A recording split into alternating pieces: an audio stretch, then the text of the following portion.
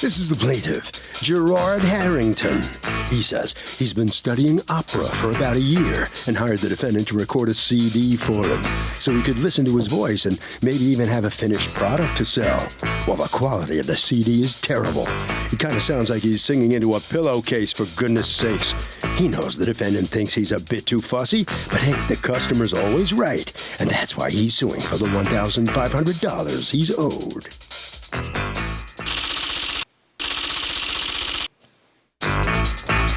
This is the defendant, Patrick Billard. He says the plaintiff's an amateur opera singer who booked his studio an hour at a time, but ended up staying for 3 hours. The guy wanted to record one song, but it soon became evident he was trying to record a whole CD. Things were not going too well with him, so he decided to end things. That's when the plaintiff's true colors came out, and it was evident he was nothing more than a hothead. He's accused of acting in a very falsetto manner.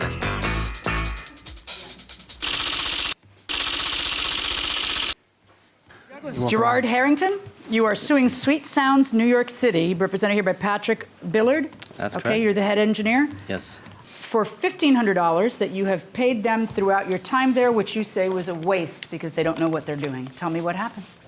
Good morning, Your Honor.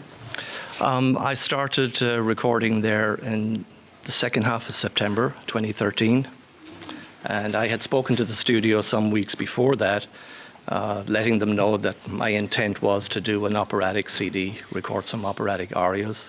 And so everything was fine, booked the first session, everything was going along good. Booked session after session. We would do typically maybe 1 to 2 arias per session. Okay. And typically I would get a CD after each session. And that was the only way I had of knowing how it would sound on a typical CD system. Right. So I would take it back home. I would go back in, make adjustments, make some notes, remarks. I got to tweak a note here, maybe redo a particular line of music, and that was fine. And as we were going through the sound, I got more particular about how the sound was coming because the CD was giving me different sounds for different arias. And I really needed the whole CD to be consistent. Okay. At that point, I had a CD. It was dated October 21, and the sounding was vacant. The sound was, some cases might have too much reverb. If I requested, can you take a little bit of reverb out, then all of a sudden the 140-piece orchestra would sound like 3 kittens. My vocal then sounded very raw. Some of the tracks were fine, and I asked, okay, this is okay. Can you get every track to sound like this one, particularly Nessun Dorma? So I had requested to get everything like that. But the day afterwards, this is October 21, October 22nd, I got the final CD as noted, and everything was just not the way it was on October 21. So the sound, every time How was it not the way it was on October 21? Just sounding, you can hear it. Am I going to be able to hear it? Because this is not Yes. my business. You Yes. know that, right? My business is judging. Yeah. And so, here, did you ever take that CD to another expert who said this is awful, they don't have the right equipment, they don't know what they're doing when it comes to opera, they're, a rap studio, whatever? Do you have an opinion by a disinterested party, disinterested third party, or are you going to attempt to persuade me on your own? I am going to attempt to persuade you. Do you folks, how often do you do opera? I mean, yeah, honestly, not too often. What does that mean? Never before today? No, I've done it before. How many times have you done it before him? Probably just a handful of times. What's a handful? 3-4 times. Okay. Now, I do remember Gerard mentioning to me once that he had looked into booking studios that specialize in opera and that they're just so outrageously expensive that he didn't go for that. Right. Didn't go for that route. Right. So, but if you want me to address some of the stuff that he's been bringing up, I can definitely. He says that you don't know what you're doing. Well, I went to school for audio engineering. I went to school in 2004. I've been doing this for 10 years.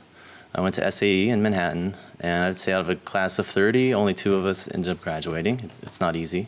I worked at a different studio before Sweet Sounds. Worked there for 4 years. Worked with people like The Roots and Roseanne Cash. I assisted a record that won a Grammy.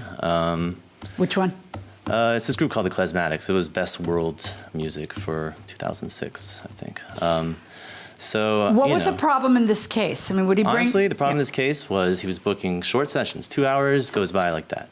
He would, and we were juggling like 15 songs all at the same time. He's coming in, changing just one little line, changing his mind, wanting the reverb up, then wanting it down. And we would record all the way up to the end of the 2 hours, and then he'd be like, all right, now give it all to me. But actually, I have to go through and finalize each track. It has to play through. But why is that a problem? Don't you guys rent by the hour?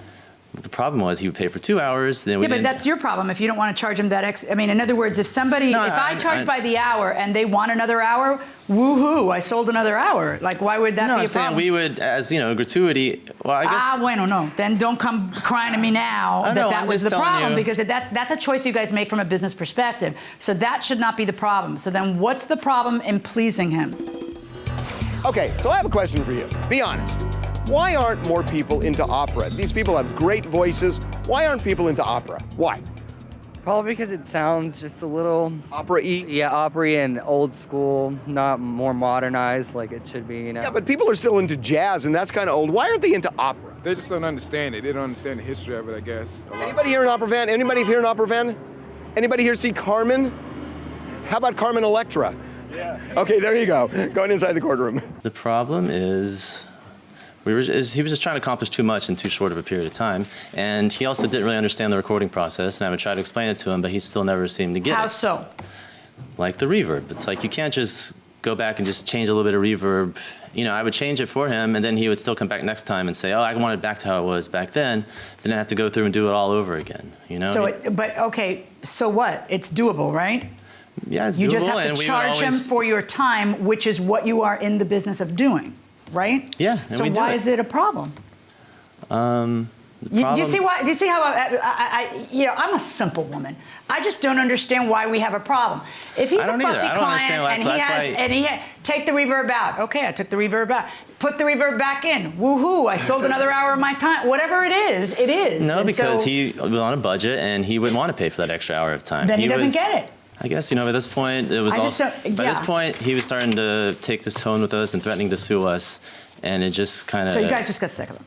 All right, let me ask you a question, though, because this is another part I don't understand about this industry, then. Mm-hmm. So if you give him all of his files, can he go somewhere else and complete this? Well, actually, I have an email as the relationship was starting to sour, offering that. You can come by and pick up your files whenever. I guess what I'm asking you, though, is from a technical standpoint, is that doable? Yeah, you would take we work in Pro Tools. It's the common industry standard software. So you give him everything. He could come by with a hard drive, take these sessions if he's unhappy with us, go to another studio. And there's no reduction of quality by doing that? No, because within that is just, it's all the audio files. So there's no reduction of quality by doing that? No. Says, why should you get every penny you ever paid them back if, in fact, all you have to do is take this somewhere else and pay somebody else for an hour or two? Well, basically, after all this time, I ended up with spending the money there, the time, and I still don't have a product. But you can if you just go pay somebody else. Yeah, but then that was almost like starting over again with another mixing. No, it's not. You got to prove to me that that's true. That sentence, if you I don't mean to say. Yeah. If it's impossible for you to take this to somebody else and finish, prove that, because the technical guy here is telling me that it is not impossible, that you can just pick up all your stuff and go take it to someone else to finish. So if, in fact, all you have to do is pick up your files and go take your marbles and play elsewhere, then just do that. Then no harm, no foul. Then you are out zero, right? So here is how we're going to resolve this case. My verdict in this case is for the defendants, with the understanding that you will make available for him for pickup everything he did with you. And if I find out that there's anything different than that, I will revisit this. But I don't think there's going to be anything different that you're going to give him. No, we offered that. He's going to bring I know, I saw that in the letter. I do know that you offered that. So he will bring in a hard drive, and you guys will do what you offered in the letter, which I agree with. And that's it. We're done. That's what we're doing. Just one question, Your Honor. Yes. Will it be available, as they said it was going to be deleted in December, also stated in the letter? You did not delete anything, No, right? everything's still there. Right. Yeah. When did you tell them you were going to delete it? In November 13th. No, Well, that's because they wanted you to go pick it up. All right. So don't delete anything. All right. Good luck, folks. Thanks, Your Honor. Both sides, hold on right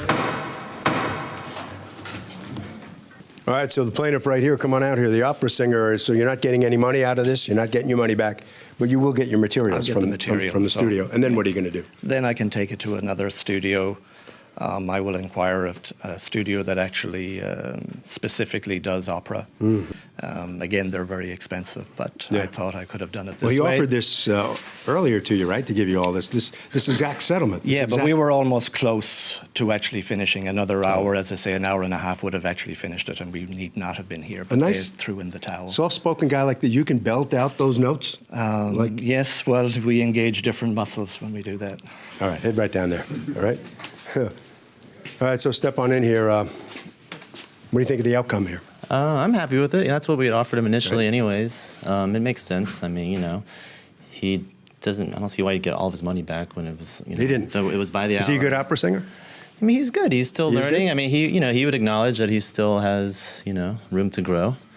Yeah, he's not bad. He's got a strong voice. All right, and you have no problem taking on another opera project? No. Or would you think I mean, twice it's not our. No, I wouldn't. This is the thing. We try and please everyone that comes through. Okay, over to Harvey. Okay, it turns out, Kurt, the plaintiff did eventually pick up the recordings. That will do it for this case. Litigants for the next case on the way into the courtroom right now.